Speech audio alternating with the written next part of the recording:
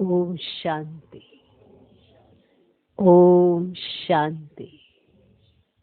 आज की तारीख है 16 अगस्त 2020। अव्यक्त महावाक्य, अव्यक्त बाप दादा रिवाइज कोर्स की मुरली, जिसकी ओरिजिनल डेट है 7 मार्च 1986। मुरली का सार: पढ़ाई की चारों सब्जेक्ट का यथार्थ यादगार। पढ़ाई की चारों सब्जेक्ट का यथार्थ यादगार। महाशिवरात्रि। चारों सब्जेक्ट कौन से हैं? ज्ञान, योग, धारणा, सेवा। याद है ना? पढ़ाई की चारों सब्जेक्ट का यथार्थ यादगार। महाशिवरात्रि। आज ज्ञानदाता, भाग्य विधाता, सर्व शक्तियों के वरदाता, सर्व खजानों से भरपूर करने वाले भोलानाथ बाप अपने अति स्नेही, सदा सहयोगी, समीप बच्चों से मिलने के लिए आए हैं। आज ज्ञानदाता, भाग्य विधाता, सर्व शक्तियों के वरदाता, सर्व खजानों से भरपूर करने वाले भोलानाथ बाप अपने अति स्नेही, सदा सहयोगी, समीप बच्चों से मिलने के लिए आए हैं। ये मिलन ही सदा काल का उत्सव मनाने का यादगार बन जाता है।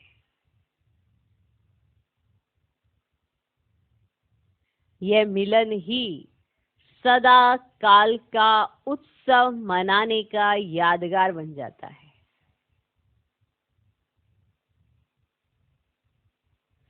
जो भी भिन्न भिन्न नामों से समय प्रति समय उत्सव मनाते हैं, वे सभी इस समय बाप और बच्चों के मधुर मिलन, उत्साह भरा मिलन भविष्य के लिए उत्सव के रूप में बन जाता है। आप अभी सभी इस समय बाप और बच्चों के मधुर मिलन, उत्साह भरा मिलन भविष्य के लिए उत्सव के रूप में बन जाता है। इस समय आप सर्वश्रेष्ठ बच्चों का हर दिन, हर घड़ी सदा खुशी में रहने की घड़ियां व समय है। हर दिन, हर घड़ी सदा खुशी में रहने की घड़ियां व समय है। तो इस छोटे से संगम युग के अलौकिक जीवन, अलौकिक प्राप्तियां, अलौकिक अनुभवों को द्वापर से भक्तों ने भिन्न भिन्न नाम से यादगार बना दिया है। एक जन्म की आपकी ये जीवन भक्ति के 63 जन्मों के लिए याद का साधन बन जाती है। आपने एक जन्म, एक जीवन बाबा के साथ जी, और भक्ति के लिए 63 जन्मों के लिए याद का साधन बन जाती है। इतनी महान आत्माएं हो, इतनी महान आत्माएं हो। इस समय की सबसे वंडरफुल बात यही देख रहे हो, जो प्रैक्टिकल भी बना रहे हो और निमित्त उस यादगार को भी मना रहे हो। चैतन्य भी हो और चित्र भी साथ साथ है। आप चैतन्य में हो और चित्र भी आप देखते हो, दोनों साथ साथ है। तो आपको समझ में आई कि आपका एक जीवन भक्ति मार्ग में सारे के सारे ये जो उत्सव हैं, ये आपके उत्साह भरी जीवन का यादगार है। माना संगम पर आप इतने उत्साहित भगवान से मिलन मनाते, तो 63 जन्म भक्ति होती है, उसमें वो उत्सव बन जाते हैं। वाह! क्योंकि आज आपका हर दिन, हर पल, कोई कहते हैं ना आज मेरा कोई विशेष दिन है, हमारा तो हर दिन विशेष है। आप क्या कहेंगे? कोई स्पेसिफिक आप आज का दिन मुकर्रर कर लो, मान लो आज ये तारीख है, आज ये तारीख है, तो आप तो भगवान के साथ रहते हो, हर पल एंजॉय करते हो, तो आपको ऐसा लगता नहीं कि हर दिन ही उत्सव है?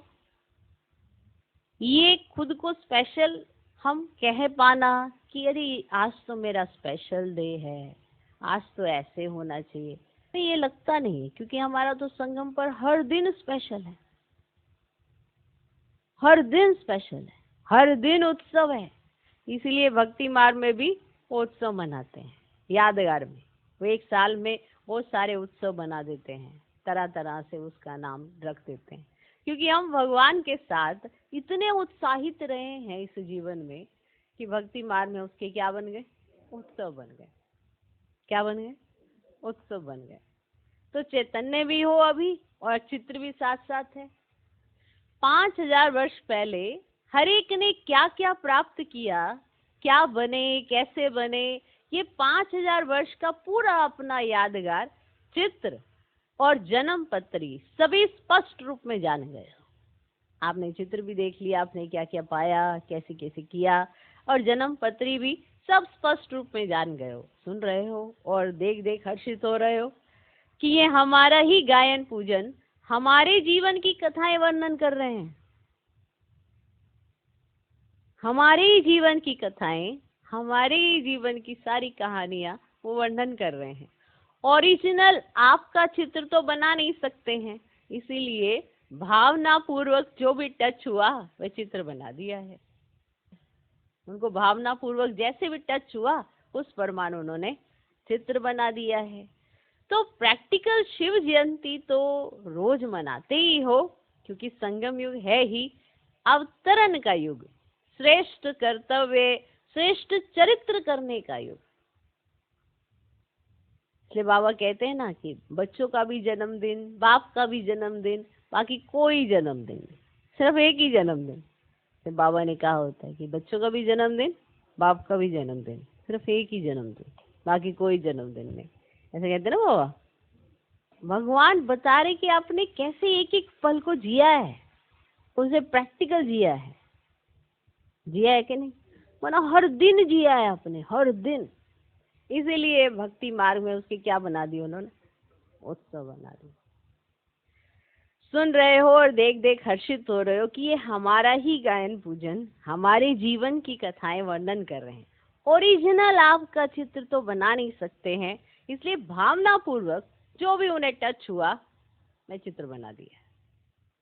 तो प्रैक्टिकल शिव जयंती तो रोज मनाते ही हो, क्योंकि संगम युग है ही अवतरण का युग, श्रेष्ठ कर्तव्य, श्रेष्ठ चरित्र करने का युग। ये भी एक जबरदस्त पॉइंट है कि संगम युग क्या? संगम युग है ही अवतरण का युग, श्रेष्ठ कर्तव्य, श्रेष्ठ चरित्र करने का युग। माना हमसे जो कर्तव्य हो, जो भी कार्य करें वो श्रेष्ठ होने चाहिए, और जो हमारा चरित्र हो वो श्रेष्ठ होना चाहिए। अपने ऊपर इतनी मेहनत, मना ऐसा लगना चाहिए कि हम कुछ कर रहे हैं अपने आप को बनाने के लिए, क्योंकि पहले क्या थे वो भी सबके सामने है। आज क्या बन रहे हो भगवान के सानिध्य में आके, मन उनके साथ रह के, तो ये भी आपको स्पष्ट दिखाई पड़ना चाहिए। तो संगम युग है ही अवतरण का युग और श्रेष्ठ कर्तव्य, श्रेष्ठ चरित्र करने का युग। लेकिन बेहद युग के बीच में ये यादगार दिन भी मना रहे हो, माना शिव जयंती मनाने का दिन है, तो इतने बेहद युग के बीच में, माना संगम युग बेहद का युग है जिसमें आप सब कुछ बेहद का करते हो, उसके बीच में आप ये वाला यादगार दिन भी मना रहे हो। तो शिव जयंती हमारे लिए कितनी विशेष है आप सबको मालूम है ना? मालूम है ना? आप सबका मनाना है, मिलन मनाना, और उन्हों का मनाना है आह्वान करना। आप मनाते हो शिव जयंती, मिलन मनाते हो, और उन्हों का है आह्वान करना। उन्हों का है पुकारना और आपका है पा लेना। वो पुकार रहे हैं, आओ आओ। वो भी शिव जयंती मनाते हैं, आप भी शिव जयंती मनाते हो, दोनों में कितना अंतर है। आप सबका मनाना है मिलन मनाना, और उन्हों का मनाना है आह्वान करना। उन्हों का है पुकारना और आपका है पा लेना। वे कहेंगे आओ और आप कहेंगे आ गए, मिल गए।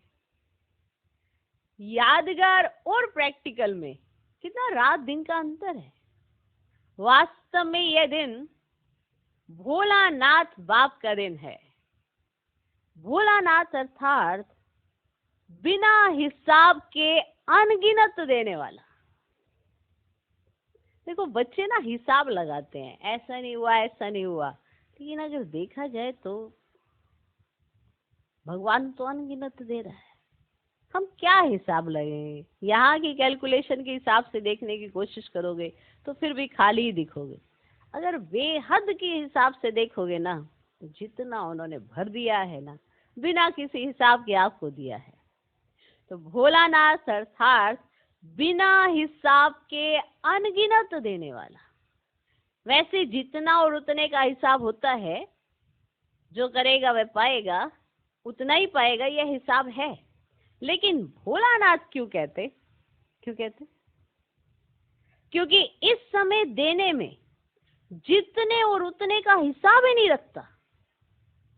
इस समय माना संगम युग पर देने में वो जितने और उतने का हिसाब ही नहीं रखता। एक का पदम गुना हिसाब है, तो अनगिनत हो गया ना। कहाँ एक, कहाँ पदम। पदम भी लास्ट शब्द है, इसलिए पदम कहते हैं। पदम भी एक लास्ट शब्द है, इसलिए उसे कह दिया जाता है। अनगिनत देने वाले भोले भंडारी का दिन यादगार रूप में मनाते हैं। आपको तो इतना मिला है तो अब तो भरपूर हो ही, लेकिन 21 जन्म 21 पीढ़ी सदा भरपूर रहेंगे। माना संगम पर तो आपको भरपूरता फील हो ही रही है, लेकिन फिर भी भगवान है ना, भोलानाथ है। 21 पीढ़ी तक आपको भरपूरता की अनुभूति होती रहती है। कोई ऐसा है जो कहेगा कि इस जन्म में तो मैं तुम्हें दे रहा हूँ, 21 जन्मों में भी दूंगा? कोई गारंटी ले सकता है? कोई नहीं। इतने जन्मों की गारंटी और कोई नहीं कर सकता। कितना भी कोई बड़ा दाता हो, लेकिन अनेक जन्म का भरपूर भंडारा होने की गारंटी कोई भी नहीं कर सकता। तो भोलानाथ हुआ ना भोलानाथ। नॉलेजफुल होते भी भोला बनते हैं, इसीलिए भोलानाथ कहा जाता है। माना नॉलेज बहुत है, फिर भी वो भोले हैं। माना दिल के एकदम जैसा बच्चों की भावना, वैसा वो कुर्बान चला जाता है, इसलिए भोला कहा जाता है। वैसे तो हिसाब करने में एक एक संकल्प का भी हिसाब जान सकते हैं। अगर हिसाब किया जाए तो बाबा एक एक संकल्प का भी हिसाब जान सकते हैं, लेकिन जानते हुए भी देने में भोलानाथ ही बनता है। तो आप सभी भोलानाथ बाप के भोलानाथ बच्चे हो ना? क्या हो? भोलानाथ बच्चे हो ना? एक तरफ भोलानाथ कहते, दूसरी तरफ भरपूर भंडारी कहते हैं। यादगार भी देखो कितना अच्छा मनाते हैं। मनाने वालों को पता ही नहीं, लेकिन आप जानते हो। जो मुख्य इस संगम युग की पढ़ाई है, जिसकी विशेष 4 सब्जेक्ट हैं। अब सुनना, शिव जयंती पर वो 4 सब्जेक्ट कैसे हैं। जो मुख्य इस संगम युग की पढ़ाई है, जिसकी विशेष 4 सब्जेक्ट हैं, वे 4 ही सब्जेक्ट यादगार दिवस पर मनाते आते हैं। माना भक्त वो चारों ही सब्जेक्ट यादगार दिवस पर मनाते आते हैं। कैसे? पहले भी सुनाया था कि विशेष इस उत्सव के दिन बिंदु का और बूंद का महत्व होता है। किसका? बिंदु का और बूंद का महत्व होता है। तो बिंदु इस समय के याद अर्थात योग के सब्जेक्ट की निशानी है।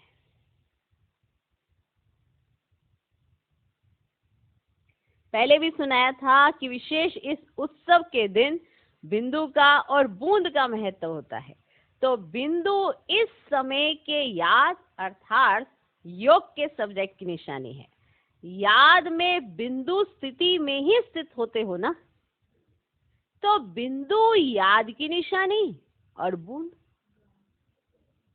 ज्ञान की भिन्न भिन्न बूंदें।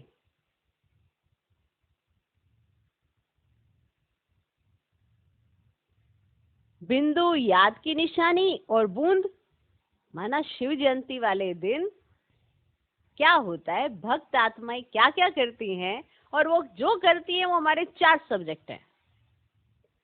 तो बिंदु याद की निशानी और बूंद ज्ञान की भिन्न भिन्न बूंदें। इस ज्ञान के सब्जेक्ट की निशानी बूंद के रूप में दिखाई है। बूंद बूंद टपकते ना, जैसे ज्ञान टपकता रहना चाहिए, जैसे कहते बूंद बूंद टपकती रहे। धारणा की निशानी है ना, शिव जयंती पर आपका तीसरा सब्जेक्ट धारणा की निशानी। इसी दिन विशेष व्रत रखते हैं, तो व्रत धारण करना। धारणा में भी आप दृढ़ संकल्प करते हो, तो व्रत रखते हो कि ऐसा सहनशील व अंतर्मुख अवश्य बन करके ही दिखाएंगे। तो ये व्रत धारण करते हो ना, ये व्रत धारणा की निशानी और सेवा की निशानी है जागरण, और सेवा की निशानी है जागरण। सेवा करते ही हो किसको, जगाने के लिए। अज्ञान नींद से जगाना, जागरण कराना, जागृति दिलाना, यही आपकी सेवा है। तो ज्ञान, योग, धारणा, सेवा। ज्ञान बूंद बूंद टपकता रहना चाहिए, योग बिंदु, धारणा व्रत, और सेवा जागरण। ये व्रत धारणा की निशानी, और हमारी क्या धारणा है और हमारा क्या व्रत है कि ऐसा सहनशील व अंतर्मुख अवश्य बन करके दिखाना है। ये व्रत लिया है ना आपने,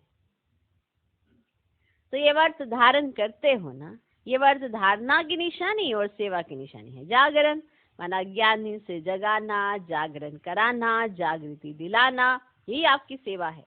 तो ये जागरण सेवा की निशानी है। तो 4 ही सब्जेक्ट आ गई ना, लेकिन सिर्फ रूपरेखा उन्होंने स्थूल रूप में बदल दी है। फिर भी भक्त भावना वाले होते हैं, और सदा ही सच्चे भक्तों की ये निशानी होगी कि जो संकल्प करेंगे उसमें दृढ़ रहेंगे, है ना। जब वो व्रत रखते हैं तो उसके तोड़ने का संकल्प साथ नहीं करते हैं, क्योंकि वो उनको आता ही नहीं है। जब भी वो संकल्प करते हैं कि ये टूट जाएगा, ऐसा हो जाएगा, ऐसा हो जाएगा, ये नहीं, वो कोई कच्चा थोड़ा है। वो तो व्रत करते हैं और व्रत लेते हैं और उसमें दृढ़ता रखते हैं। क्लियर। तो जो संकल्प करेंगे उसमें दृढ़ रहेंगे। इसलिए भक्तों से भी बाप का स्नेह है। क्लियर हुआ। सिर्फ उन्होंने रूपरेखा स्थूल की बना दी है, फिर भी भक्त भावना वाले होते हैं, और सदा ही सच्चे भक्तों की यह निशानी होगी कि जो संकल्प करेंगे उसमें दृढ़ रहेंगे। इसलिए भक्तों से भी बाप का स्नेह है। फिर भी आपके यादगार को द्वापर से परंपरा तो चला रहे हैं, और विशेष इस दिन जैसे आप लोग यहाँ संगम युग पर बार बार समर्पण समारोह मनाते हो, अलग अलग भी मनाते हो, ऐसे ही आपके इस फंक्शन का भी यादगार वे स्वयं को समर्पण नहीं करते, लेकिन बकरे को करते हैं। तो आप जो समर्पण समारोह मनाते हो उसका भी उन्होंने यादगार बनाया है। वो बकरे को समर्पण करते हैं, बलि चढ़ा देते हैं। वैसे तो बाप दादा भी हंसी में कहते हैं कि यह मैं पन का समर्पण हो, तब समर्पण अर्थात संपूर्ण बनो। मैं जो ये कहते रहते, मैंने ये किया, मैंने ये किया, ये जो तुम अपना जस्टिफिकेशन देते रहते ना हर चीज में, मैं, जब इसका समर्पण हो ना, जब ये समर्पण कर दो, तब समर्पण अर्थात संपूर्ण बनो, बाप समान बनो। जैसे ब्रह्मा बाप ने पहला पहला कदम क्या उठाया? क्या उठाया? मैं और मेरापन का समर्पण समारोह माना। किसी भी बात में, किसी भी बात में मैं के बजाय सदा नेचुरल भाषा में, साधारण भाषा में भी बाप शब्द ही सुना, मैं शब्द नहीं। बाबा माना सिंपल सी भाषा में भी सदा क्या सुना? बाबा। बाप शब्द ही सुना, मैं शब्द नहीं। मैं मैंने ये किया, मैंने वो किया, मैंने ये किया, मैंने ये किया, मैं ये कर रही थी, मैं वो कर रही थी, मैं वो कर रहा था, मैं ये कर रहा था। हमेशा बाबा करा रहे, करन करावनार करा रहे। मतलब साधारण भाषा में भी बाप शब्द ही सुना, मैं शब्द नहीं। बाबा करा रहा है, मैं कर रहा हूं नहीं। बाबा चला रहा है, मैं कहता हूं नहीं, बाबा कहता है। हद के कोई भी व्यक्ति या वैभव से लगाव, ये मेरापन है। तो मेरेपन को और मैंपन को समर्पण करना, इसको ही कहते हैं बलि चढ़ना। बलि चढ़ना अर्थात महाबली बनना। तो ये समर्पण होने की निशानी है। तो बाप दादा भक्तों को एक बात की आफरीन देते हैं, किसी भी रूप से भारत में व हर देश में उत्साह की लहर फैलाने के लिए उत्सव बनाए तो अच्छे है ना। ये जो उत्सव होते हैं अच्छे बनाए ना, चाहे 2 दिन के लिए हो या 1 दिन के लिए हो, लेकिन उत्साह की लहर तो फैल जाती है ना, इसलिए उत्सव कहते हैं। फिर भी अल्पकाल के लिए विशेष रूप से बाप के तरफ मेजॉरिटी का अटेंशन तो जाता है ना, माना वो उस दिन विशेष अटेंशन तो जाता है ना। तो इस विशेष दिन पर क्या विशेष करेंगे? माना महाशिव जयंती है, महाशिवरात्रि है, तो इस विशेष दिन पर क्या विशेष करेंगे? जैसे भक्ति में कोई सदा काल के लिए व्रत लेता है और कोई में हिम्मत नहीं होती है तो 1 मास के लिए, 1 दिन के लिए या थोड़े समय के लिए लेते हैं, फिर वे व्रत छोड़ देते हैं। आप तो ऐसे नहीं करते हो ना। मधुबन में तो धरनी पर पाँव नहीं है, और फिर जब विदेश में जाएंगे तो धरनी पर आएंगे या ऊपर ही रहेंगे? सदा ऊपर से नीचे आकर कर्म करेंगे या नीचे रहकर कर्म करेंगे? ऊपर रहना अर्थात ऊपर की स्थिति में रहना। ऊपर कोई छत पर नहीं लटकना है। ऊंची स्थिति में स्थित हो कोई भी साधारण कर्म करना अर्थात नीचे आना। स्थिति ऊंची, कर्म साधारण अर्थात नीचे आना। लेकिन साधारण कर्म हो करते भी स्थिति ऊपर अर्थात ऊंची हो। कर्म साधारण है लेकिन जो स्थिति है वो ऊंची है। और ऊंची स्थिति में स्थित हो कोई भी साधारण कर्म करना अर्थात नीचे आना। लेकिन साधारण कर्म करते भी स्थिति ऊपर अर्थात ऊंची हो। जैसे बाप भी साधारण तन लेता है ना। कर्म तो साधारण ही कहेंगे ना, जैसे आप लोग बोलेंगे वैसे ही बोलेंगे, वैसे ही चलेंगे। तो कर्म साधारण है, तन ही साधारण है, लेकिन साधारण कर्म करते भी स्थिति ऊंची। ऐसे आपकी भी स्थिति सदा ऊंची हो। कर्म साधारण है, हारे पी रहे हैं, खाना बना रहे हैं, खाना खिला रहे हैं, माना कर्म ये साधारण है लेकिन स्थिति ऊंची होनी चाहिए।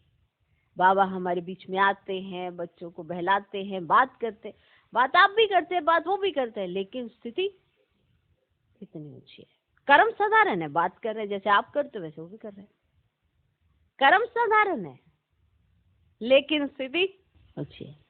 प्लेटफॉर्म कोई और बाहर से नहीं आना है, आपके जीवन का ही हर दृश्य आप कैसे करते हो यही तय करता है कि आप कौन सी आत्मा हो। आपका नजरिया, आपका बात करने का ढंग, आप किसी के साथ कैसे व्यवहार में आते हो, ये सब तय करता है कि आपकी स्थिति कैसी है। बात बात में नाराज हो जाते हो, बात बात में दिल शिकस्त हो जाते हो, बात बात में कुछ ऊपर नीचे होता रहता है, मूड स्विंग करते रहते हो, कभी कुछ हो जाता है, कभी कुछ हो जाता है। तो माना कर्म तो साधारण था, स्थिति भी साधारण हो गई। कर्म तो हर कोई साधारण ही है ना। कोई पढ़ाई कर रहा है, वो भी एक साधारण सा कर्म है, लेकिन पढ़ते हुए अगर वो ये सोचता है कि मैं कौन सी पढ़ाई कर रहा हूं, तो उसकी स्थिति ऊंची हो जाती है। कर्म तो साधारण ही है। भोजन कर रहे हैं, अब भोजन करना तो एक साधारण सब करते हैं, सारे सभी मनुष्य आत्माएं सब भोजन करते, लेकिन आपका चिंतन कि वाह भगवान, आपने मुझे क्या से क्या बना दिया और देखो मेरे पास क्या क्या आपने दे दिया, माना हर बात में आप शुक्रिया अदा करते हो, आपकी स्थिति ऊंची। माना भोजन करते हुए आपकी स्मृतियों में कौन है, आपकी चिंतन में कौन है, तो आपका साधारण सा कर्म और स्थिति आपकी ऊंची। कर्म तो यही होते हैं, सुबह उठे, फिर क्या किया, फिर हर एक की अपनी अपनी दिनचर्या होती है, हर एक की अपनी अपनी एक दिनचर्या होती है, उसके हिसाब से उसने अपने आप को ढालना होता है, उसमें याद शामिल करनी होती है। तो कर्म साधारण है पर स्थिति ऊंची रखनी है।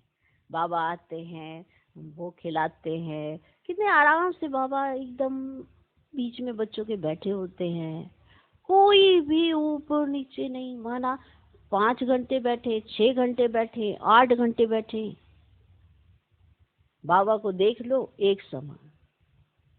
आप बैठो, आधा घंटा बैठ के दिखाओ, कितने एक्सप्रेशन बदलोगे।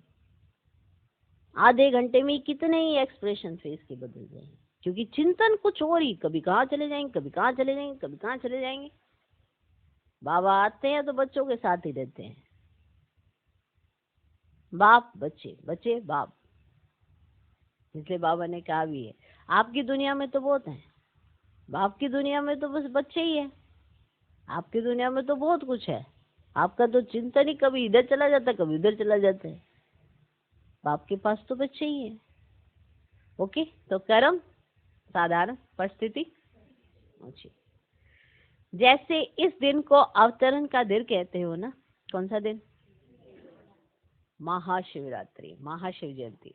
तो रोज अमृत वेले ऐसे ही सोचो कि निंद्रा से नहीं, शांति धाम से कर्म करने के लिए अवतरित हुए हैं। नींद से नहीं जागे हो, माना शांति धाम से कर्म करने के लिए अब अवतरित हो गए हैं। जब कोई उठता है, उठना पड़ेगा, उठना है, मानो वो वापस बैठने की, मानो वहां परम धाम में बैठने के बारे में सोच रहा है। लेकिन अगर वो उठ जाता है तो माना अभी शांति धाम से कर्म करने के लिए आ गए। चिंतन कितना श्रेष्ठ है। तो शांति धाम से कर्म करने के लिए अवतरित हुए, और रात को क्या करो? रात को कर्म करके शांति धाम में चले जाओ। कैसे आना है शांति धाम से और रात को कैसे जाना है शांति धाम।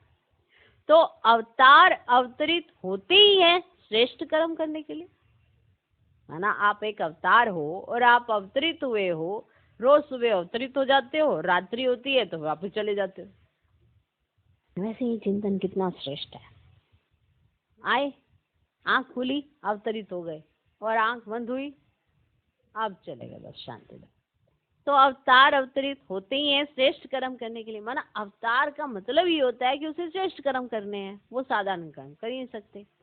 उनको जन्म नहीं कहते हैं, अवतरण कहते हैं। ऊपर की स्थिति से नीचे आते हैं, यह है अवतरण। तो ऐसी स्थिति में रहकर कर्म करने से साधारण कर्म भी अलौकिक कर्म में बदल जाते हैं। वो साधारण कर्म ही, जैसे और मनुष्य कर रहे हैं वैसे आप भी कर रहे हो। जैसे बाकी मनुष्य उठते हैं वैसे आप भी उठे हो, लेकिन आपका चिंतन इतना श्रेष्ठ है कि आपका उठना और आपका वापस सोना, उसमें ही बहुत कुछ हो जाता है। माना आप शांतिधाम से आए और रात्रि को सोचा अब शांतिधाम जाना है, तो ऊपर की स्थिति से नीचे आते हैं, यह है अवतरण। तो ऐसी स्थिति में रहकर कर्म करने से साधारण कर्म भी अलौकिक कर्म में बदल जाते हैं। जैसे दूसरे लोग भी भोजन खाते हैं और आप कहते हो ब्रह्मा भोजन खाते हैं, फर्क है ना। दूसरे भी भोजन खाते हैं और आप क्या कहते हो, ब्रह्मा भोजन खाते हैं, फर्क हो गया ना। चलते हो लेकिन आप परिश्ते की चाल चलते, डबल लाइट स्थिति में चलते, तो अलौकिक चाल, अलौकिक कर्म हो गया। तो सिर्फ आज का दिन अवतरण का दिन नहीं, लेकिन संगम युग ही अवतरण दिवस है।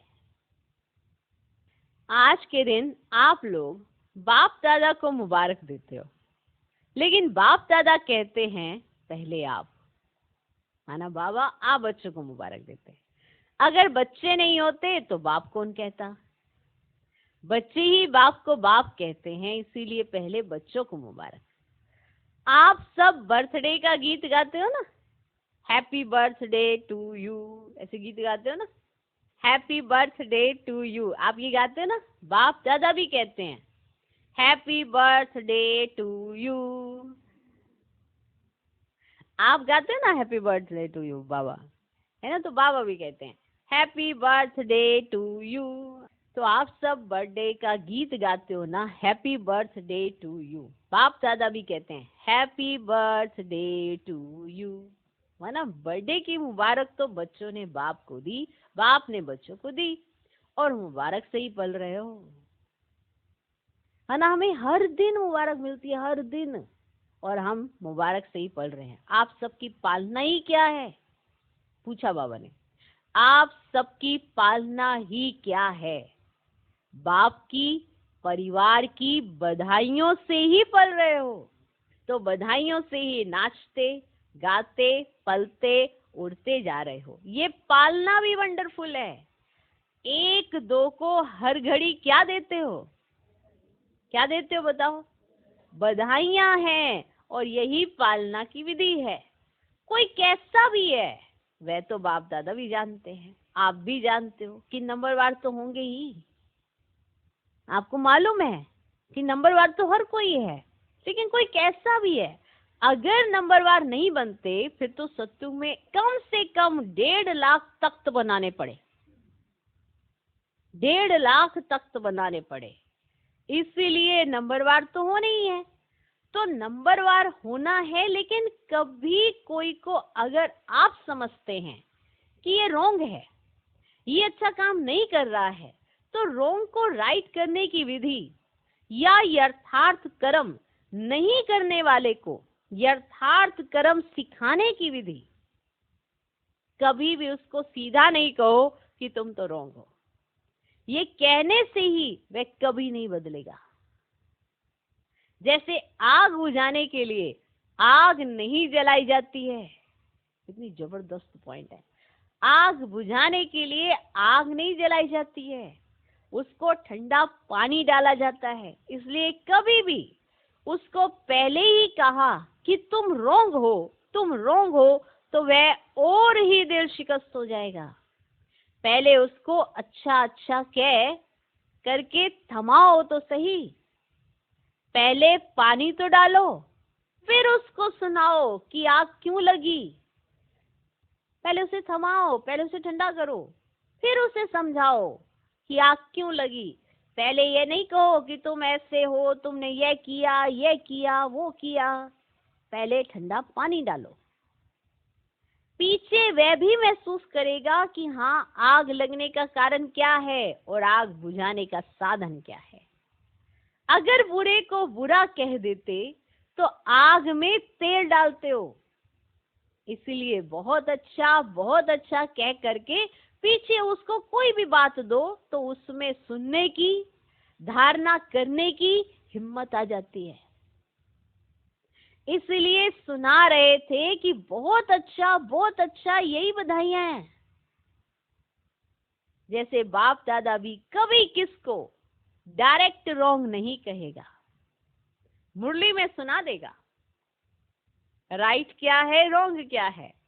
लेकिन अगर कोई सीधा आकर पूछेगा भी कि मैं रॉन्ग हूं, तो कहेगा नहीं, तुम तो बहुत राइट हो, क्योंकि उसमें उस समय हिम्मत ही नहीं होती है।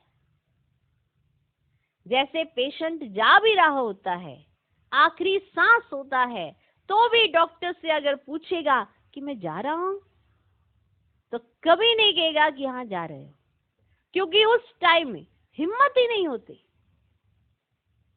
तो अगर कोई रॉन्ग है, उसको हम रॉन्ग कह देते हैं, तो उस समय उसमें तो कोई भी हिम्मत ही नहीं होती। किसकी दिल कमजोर हो और आप अगर उसको ऐसी बात कह दो, वह तो हार्ट फेल हो ही जाएगा। माना जैसे डॉक्टर ने कह दिया कि हाँ तुम जा रहे हो, अब तुम बस, वो ऑलरेडी हार्ट का पेशेंट है, उसको आके डॉक्टर भी ये कह दे कि हाँ हाँ तुमने तो जाना ही है, सबने जाना है, तुमने भी जाना है, अभी बस तुम्हारे पास 2-4 घंटे हैं। वो 2-4 घंटे क्या, 2-4 मिनट पे ही चला जाएगा। तो उसका हार्ट फेल हो ही जाएगा, अर्थात पुरुषार्थ में परिवर्तन करने की शक्ति नहीं आएगी। तो संगम युग है ही बधाइयों से वृद्धि को पाने का युग। वंडरफुल। संगम युग क्या है, आज की मुरली में बहुत सारे पॉइंटों में बताया। तो संगम युग है ही बधाइयों से वृद्धि को पाने का युग। ये बधाइयां ही श्रेष्ठ पालना है। ये जो बधाइयां है, माना हर दिन की बधाई, माना हम संगम युग पर है, ये बहुत बड़ी बात है। हमें हर दिन बधाइयां मिल रही हैं। ये बधाइयां ही श्रेष्ठ पालना है। इसलिए आपके इस बधाइयों की पालना का यादगार, जब भी कोई देवी देवता का दिन मनाते हैं तो उसको बड़ा दिन कह देते हैं कि आज बड़ा दिन है, आज बड़ा दिन है। दीपमाला होगी, शिवरात्रि होगी तो कहेंगे आज बड़ा दिन है। जो भी उत्सव होंगे उसको बड़ा दिन कहेंगे, क्योंकि आपकी बड़ी दिल है तो उन्होंने बड़ा दिन कह दिया है। आपकी दिल बड़ी है। क्या है आपकी दिल? तो 1-2 को बधाइयां देना, यही बड़ी दिल है। समझा? ऐसे नहीं कि रोंग को रोंग समझाएंगे नहीं। अब ये भी पॉइंट याद रखना कि अगर कोई रोंग कर रहा है तो उसको रोंग ये तरीका बताएंगे नहीं कि आप ये गलत करो, नहीं, लेकिन पहले उसे क्या देनी है? हिम्मत, ठंडा पानी डालना है। ओके, समझा? ऐसे नहीं कि रोंग को रोंग समझाएंगे नहीं, लेकिन थोड़ा धैर्य रखो। इशारा तो देना पड़ेगा, लेकिन टाइम तो देखो ना। वह मर रहा है और उसको कहो मर जाओ मर जाओ, तो टाइम देखो, उसकी हिम्मत देखो। बहुत अच्छा कहने से हिम्मत आ जाती है, लेकिन दिल से कहो। ऐसे नहीं बाहर से कहो तो वह समझेगी मेरे को ऐसे ही कह रहे हैं। दिल से कहो, जो भी कहना ना आपने दिल से कहना, भावनाओं के साथ कहो। तो बाबा समझा रहे हैं कि ऐसा नहीं कि आपने समझाना नहीं है, कि अगर कोई गलत कर रहा है तो आपको समझाना नहीं है, लेकिन समझाना है, लेकिन थोड़ा धैर्य रखो। इशारा तो देना ही पड़ेगा, लेकिन टाइम तो देखो ना। क्या करो? टाइम तो देखो ना। वह मर रहा है और उसको को मर जाओ मर जाओ, मरना तो सबको ही है, तुम भी मर जाओ, ऐसे नहीं। तो टाइम देखो, उसकी हिम्मत तो देखो। बहुत अच्छा कहने से हिम्मत आ जाती है, लेकिन दिल से कहो। ऐसे नहीं बाहर से कहो तो वह समझे कि मेरे को ऐसे ही कह रहे हैं। ये भावना की बात है। दिल का भाव रहम का हो तो उसके दिल को रहम का भाव लगेगा। अगर आपके दिल का भाव रहम का है तो उसके दिल को रहम का भाव लगेगा।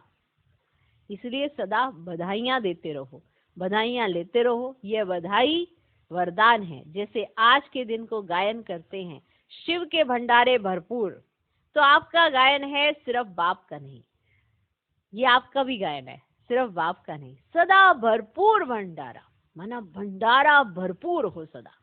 दाता के बच्चे दाता बन जाओ। सुनाया था ना, भक्त हैं लेवता और आप हो देने वाले देवता। तो दाता माना देने वाले। किसी को भी कुछ थोड़ा भी देकर फिर आप उनसे कुछ ले लो तो उसको फील नहीं होगा। माना आपने उसकी हिम्मत बढ़ाई और आपने उसकी बुराई ले ली तो फिर उसको फील नहीं होगा।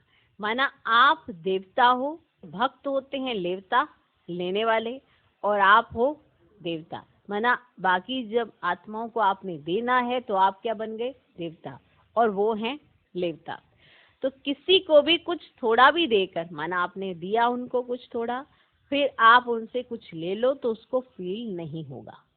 माना आपने उसको हिम्मत दी लेकिन उससे बुराई ले ली, ओके, और बुराई हमेशा के लिए खत्म करा दी, फिर कुछ भी उसको मना सकते हो, है ना, फिर उसको एहसास करा सकते हो कि यहाँ आपकी गलती थी, ये आपने सही नहीं किया, लेकिन पहले आप उसकी हिम्मत बढ़ाओ। क्लियर? समझ में आ गया? एकदम पटाख से एकदम किसी की कटाक्ष नहीं मारते रहना चाहिए, ये आदत नहीं होनी चाहिए। फिर कुछ भी उसको मना सकते हो, लेकिन पहले उसको दो, हिम्मत दो, उमंग दिलाओ, खुशी दिलाओ, फिर उससे कुछ भी बात मनाना चाहो तो मना सकते हो। रोज उत्सव मनाते रहो, रोज बाप से मिलन मनाना, यही उत्सव मनाना है तो रोज उत्सव है। रोज बाबा से जो मिलन मनाए यही उत्सव है, रोज है ना आपका उत्सव। अच्छा, चारों ओर के बच्चों को संगम युग के हर दिन के अवतरण दिवस की अविनाशी मुबारक हो। सदा बाप समान दाता और वरदाता बन हर आत्मा को भरपूर करने वाले मास्टर भोलानाथ बच्चों को सदा याद में रहे, हर कर्म को यादगार बनाने वाले बच्चों को सदा स्वउन्नति और सेवा की उन्नति में उमंग उत्साह से आगे बढ़ने वाले श्रेष्ठ बच्चों को विशेष आज के यादगार दिवस शिव जयंती सो ब्राह्मण जयंती हीरे तुल्य जयंती सदा सर्व को सुखी बनाने की, संपन्न बनाने की जयंती की मुबारक और याद प्यार और नमस्ते। हम रूहानी बच्चों की भी रूहानी बाप दादा को नमस्ते नमस्ते नमस्ते। Good morning good morning good morning. आज का वरदान, हर शक्ति को ऑर्डर परमान चलाने वाले मास्टर रचयिता भव। हर शक्ति को ऑर्डर परमान चलाने वाले मास्टर रचयिता भव।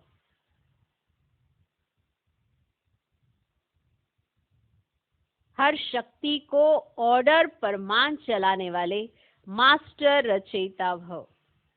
कर्म शुरू करने के पहले जैसा कर्म वैसी शक्ति का आह्वान करो।